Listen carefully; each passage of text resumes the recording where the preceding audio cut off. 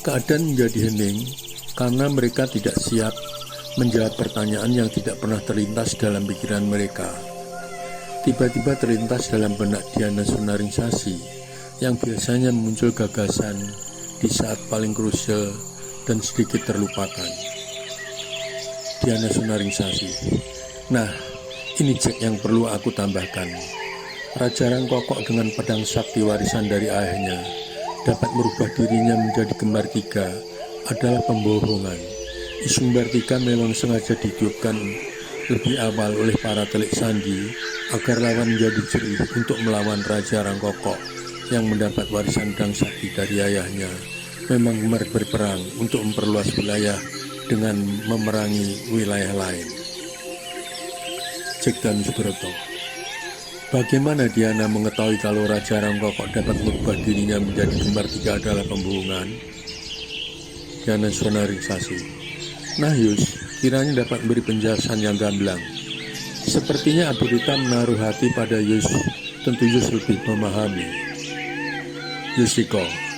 Begini Jack, ketika Abu Rita menjelaskan kepadaku kenapa perang cepat kalah oleh kekuatan pasukan Rangkokok, ya karena jarih sebelum berperang. Di samping peralatan perang yang sangat jauh berbeda, Rangkokok sudah mengenal meriam yang membuat kocar-kacir lawan dengan ledangan dahsyat dan musuh kalah sebelum berperang. Karena Raja Rangkokok mampu merubah dirinya menjadi tiga adalah tidak benar. Yus berhenti sebentar sambil menarik napas panjang. Dan Subroto. Teruskan Jack.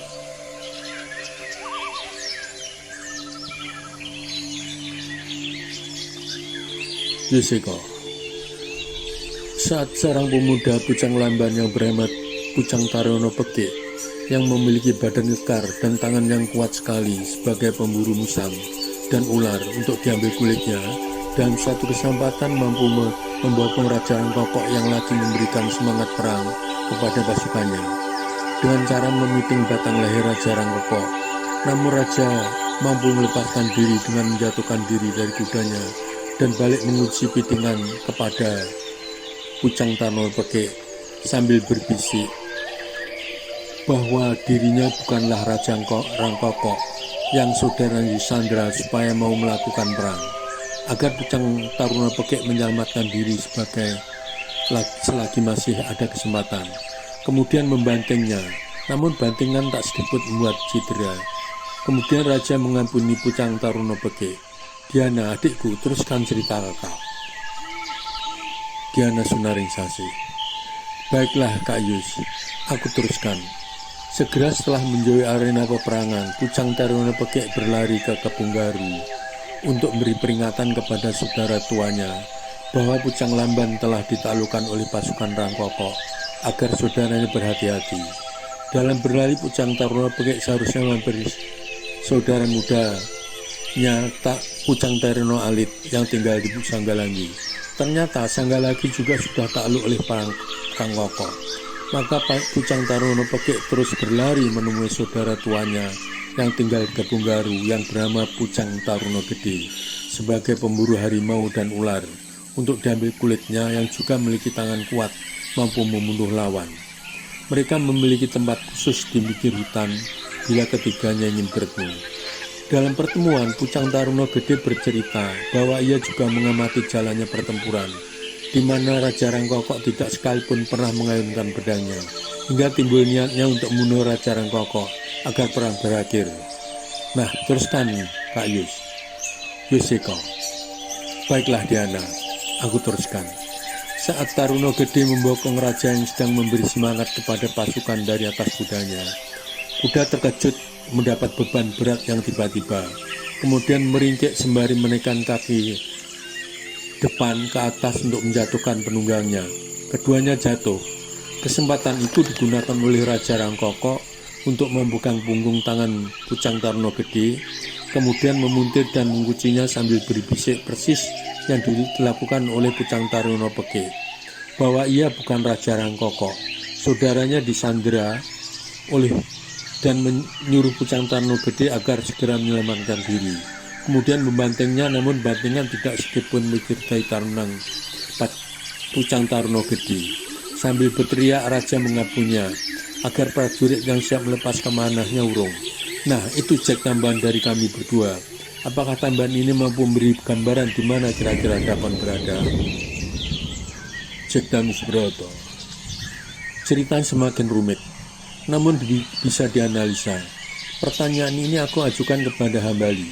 Sebagai pegulat, Hambali tentu memahami arti dari pada bantingan yang tidak mencederai lawan. Apa sebutannya Hambali? Hambali, itu bantingan model gulat Amerika namanya Smackdown. Namun apa iya zaman yang kita saat ini berada sudah mengenal bantingan Smackdown? Jack dan Subroto. Tepat analisamu, Hambali. Arahnya sudah mendekati kenyataan. Apakah Hambali berani mengambil kesimpulan awal sebelum pembuktian bahwa Raja Rangkokok memanfaatkan manusia kembar yang bukan dari zamannya dengan petunjuk bantingan Smackdown tadi? Masing-masing ditipu dengan mengatakan saudaranya disandera agar mau menyamar sebagai Raja Rangkokok yang maju berperang hanya bertugas untuk memberi semangat kepada pasukan dengan petunjuk bahwa Raja Rangkokok tidak sekalipun menggunakan pedang dan selalu dijaga keselamatannya selama masih diperlukan. Siapa manusia kembar yang datang ke zaman ini dengan menunjuk tas karir yang ditinggalkan di gua sebelum kita datang? Tas karir yang warnanya mirip punyamu menurut Diana saat itu. Diana Sunaringkasi. Si kembar pasti Herlan dan Herman yang datang menolong kita, yang bermaksud ingin membuat kejutan karena ibunya tidak memberi izin. Tapi jalan ceritanya menjadi lain ketika maksudnya tidak tercapai. Kini aku meyakini tas karir itu milik Herman dan Herlan. Apakah Hambali meyakini kedua tas tersebut milik Herman dan Herlan? Hambali, aku masih sangsi Jack dan juga Diana, karena ketika aku tanyakan tanteku, ia tidak memberi izin kepada si kembar. Tetapi baiklah, kita akan buktikan. Jack dan Subroto. Nah, itulah baru jawaban. Kita buktikan. Aku kurang begitu dekat dengan Herman dan Herlan. Mungkin Hambali sebagai saudara sepupu pastilah tahu apa ciri yang menonjol bagi orang lain yang tidak akan dapat mengenali tanpa lewat ciri khusus. Jangan sampai salah kita mengenali malahan berhadapan dengan Raja Rangkokok yang asli. Bisa salah-salah tingkah kita. Hambali, karena mereka bertiga tentu mirip semua bagi semua orang. Namun ciri khusus yang ada pada Herman adalah ada tanda hitam bawaan dari lahir di pergelangan tangan kanan dan tanda hitam dari lahir di pergelangan tangan kiri pada Herlan.